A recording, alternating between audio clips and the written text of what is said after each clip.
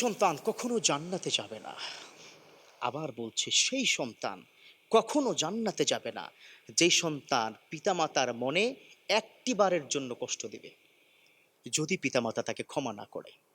এটা আমার কথা নয়, এটা আমার বিশ্বনবী বলে দিয়েছেন। রেদার রব্বি ফি রেদাল ওয়ালিদ, সাখাতার রব্বি ফি সাখাতাল ওয়ালিদ। পিতামাতার সন্তুষ্টি আল্লাহর সন্তুষ্টি, আবার এই পিতামাতার অসন্তুষ্টি হচ্ছে আমার আল্লাহর অসন্তুষ্টি। এই যে সন্তান, তোমাদেরকে বলছি, তোমাদের মধ্যে কেউ যদি তোমার পিতামাতার সাথে এ ধরনের অপরাধ করে থাকো, যদি তুমি ঢাকায় থাকো, এখনই ফোন করো, মার কাছে ক্ষমা চাও। খোদার কসম করে বলি, তোমার মা, mother is ready to forgive you. মা রেডি আছে তোমাকে ক্ষমা করার জন্য।